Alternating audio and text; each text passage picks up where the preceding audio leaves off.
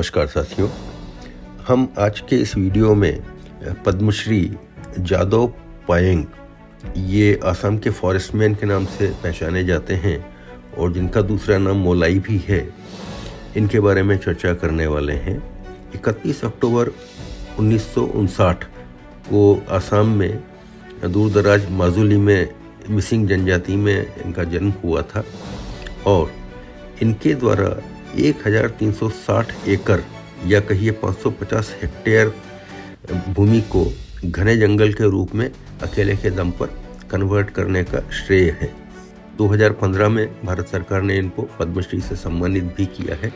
चलिए आगे और देखते हैं। वर्ष 1979 में जाधव 10वीं की परीक्षा देने के बाद जब अपने गांव लौट रहे थे तो ब्रह्मपुत्र नदी के बाढ़ के पानी को उतरने के लिए वेट कर रहे थे। रेतीले तट पर घूम रहे थे, तभी उनकी नज़र लगभग 100 मृत सांपों के विशाल गुच्छे पर पड़ी।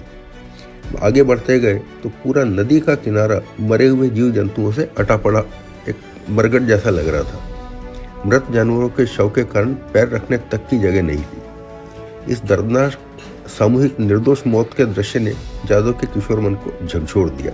हजारों की संख्या में निर्जीव जीव जंतुओं की निस्तेज फटी मुर्दा आंखों ने जादव को कई रात सोने नहीं दिया। गांव के ही एक आदमी ने चर्चा के दौरान विचलित जादव से कहा, जब पेड़ पौधे नहीं उग रहे हैं तो नदी के रेतीले तटों पर जानवरों को बाढ़ से बचने का आश्रय कहाँ मिलेगा? जंगलों के बिना इन्हें भोजन कैसे मिलेगा? ये बात जादव के मन में पत्थर की लकीर बन गई कि जानवरों को बचाना है तो पेड़ पौधे लगाने होंगे। 50 बीज और 25 बांस के पेड़ लिए 16 साल के जादव पहुंच गए नदी के रेतीले किनारे पर रोपने के लिए। ये आज से 35-40 साल पुरानी बात है। उस दिन का दिन था और आज का दिन।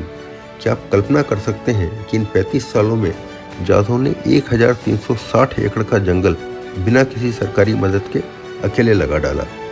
क्या आप भरोसा कर सकते हैं कि एक अकेले आदमी के लगाए जंगल में 5 बंगाल टाइगर, 100 से ज़्यादा हिरन, जंगली सुअर, 150 जंगली हाथियों का झुंड, गेंडे और अनेक जंगली पशु घूम रहे?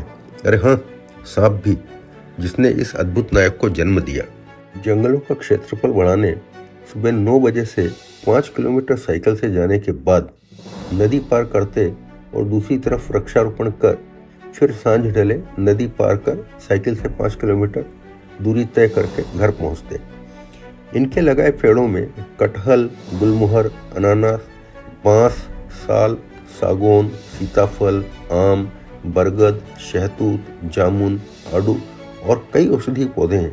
लेकिन सबसे आश्चर्यजनक और दुर्भाग्यपूर्ण तथ्य यह है कि इस असंभव को सत्य कर दिखाने वाले साधक से महज 5 साल पहले तक देश अनजान था। यह लौह पुरुष अपने धुन में अकेला असम के जंगलों में साइकिल से पौधों से भरा एक थैला लिए अपने बनाए जंगल में गुमनाम सफर कर रहा था।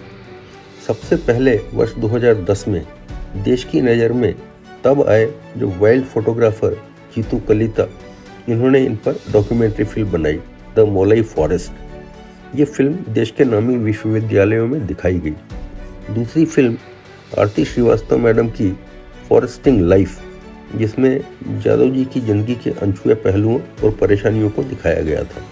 तीसरी फिल्म बनी फॉरेस्टमैन, जो विदेशी फिल्म महोत्सव में भी काफ़ी सराही गई थी। एक अकेले व्यक्ति ने वन विभाग की मदद के बगैर, किसी सरकारी आर्थिक सहायता के बगैर इतने बड़े पिछड़े इलाके से, जिनके पास पहचान पत्र के रूप में अपना राशन कार्ड तक नहीं था, उन्होंने हजारों एकड़ में फैला पूरा का पूरा जंगल खड़ा कर दिया। जानने वाले सकते में आ गए।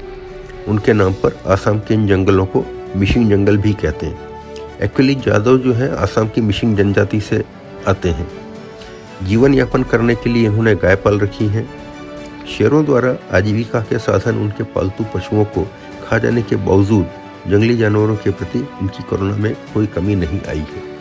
जादव का मानना है कि शेरों ने मेरा नुकसान किया क्योंकि वो अपनी भूख मिटाने के लिए खेती करना नहीं जानते। कुछ तो चाहिए ना खाने के लिए। आप जंगल नष्ट करोगे तो वो आपको नष्ट करेंगे, ये मानना है जादव जी का। इनको महामहिम राष्ट्रपति जी द्वारा देश के चतुर्थ सर्वोच्च नागरिक सम्मान पद्मश्री से 2015 में अलंकृत किया गया है और आज भी ये आसाम में बांस के बने एक छोटे से कच्चे झोपड़े रूम मकान में ही रहते हैं। अपनी पुरानी दिनचर्या में लीन हैं।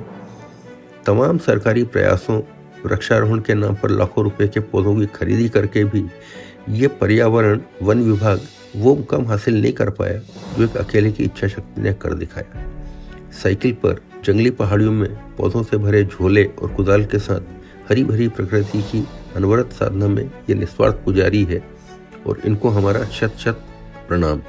मित्रों, इस पूरी कहानी को आपके सामने लाने का मतलब ये है कि हम इनमें कौन से गुण पाते हैं जिनसे हम सीख सकते हैं। नंबर 1 में पाता हूँ संवेदनशीलता है इनमें, दृढ़ निश्चयी रहे हैं, अदम्य साहस था, अपने लक्ष्य के ऊपर इनका पूरा ध्यान केंद्रित रहा, कड़ी मेहनत की, आत्मविश्वास रहा, आत्मनिर्भर थे, संयम बहुत रखा, काफ़ी धैर्य रखा और निराशावादी नहीं रहे। तो चलिए इन गुणों को हम भी आत्मसात करें और अपनी प्रगति को सुनिश्चित करें। हार्दिक धन्यवाद और शुभकामनाएं।